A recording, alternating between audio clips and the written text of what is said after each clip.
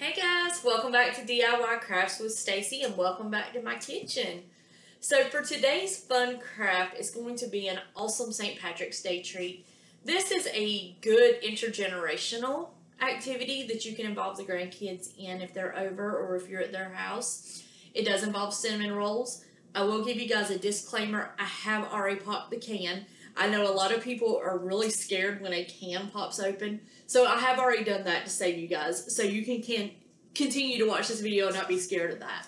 So what we're going to do is make fun shamrocks out of our cinnamon rolls. I actually made one earlier and I'll show you the finished product. So let me show you guys what you're going to need to do that video.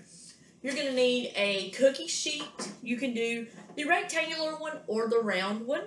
You'll need aluminum foil, your cooking spray.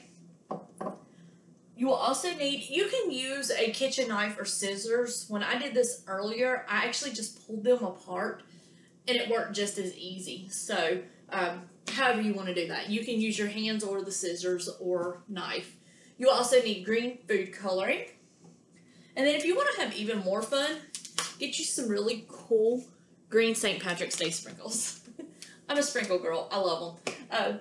So what we're going to do, and then of course you want to obviously take your can of cinnamon rolls. So what you want to do is get to where you can open your cinnamon rolls.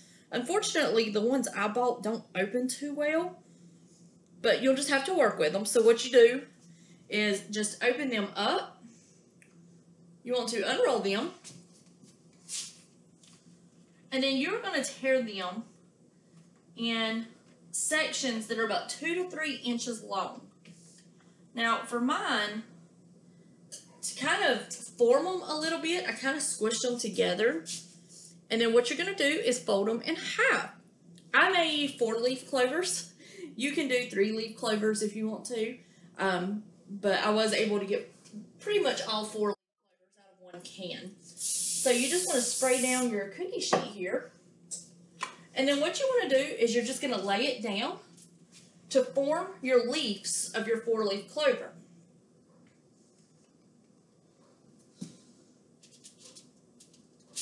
And then I'm just going to do the 3-leaf right here, just so you guys can kind of get an idea of what we're going to do. So you're going to make your 3-leaf clover, and then you'll want to take another cinnamon roll and go on and tear enough to make your stem. And you can just kind of play around with them and make them as big as you want. So that's what it's going to look like on the pan. Ooh, it's going to slide on me. Is just your typical 3 or 4-leaf clover. So what you want to do is preheat your oven to 350 degrees. You want to bake these anywhere from 12 to 14 to 15 minutes. Bring them out. In the process, while those are cooling, what you want to do is you want to take your icing, and my apologies, I did leave out, you will need a small bowl. If you have it, I just recommend a small little glass bowl. If you don't have that, any kind of bowl will work. So what you want to do, what worked for me is, I find that cinnamon roll icing can be tough to mess with, so I actually took it out of this and put it in a microwavable bowl, and I microwaved for about 8 seconds. And then at that point, I ended up putting about 4 or 5 drops of my green food coloring in it.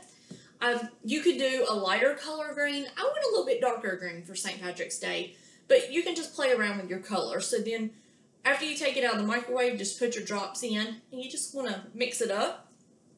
And then at that point, you can, your cinnamon rolls will have cooled off enough by then, but you still want to be able to serve them when they're kind of warm. So at that point, they'll still be warm, but they won't be super hot the way the icing won't melt off of them completely. And what you want to do is just ice it, add your sprinkles, and you have a fun little 4-leaf clover. Isn't that cute, guys? Like I said, this is something fun that, you know, you can make it just to have a fun St. Patrick's Day treat in the morning. Or it could be something fun to include the grandkids with. You know, let them get their hands dirty and let them play in the sprinkles and the icing and let them enjoy it and have fun with it. So, I hope you guys enjoy this fun little quick craft, and I hope y'all enjoy making little shamrocks.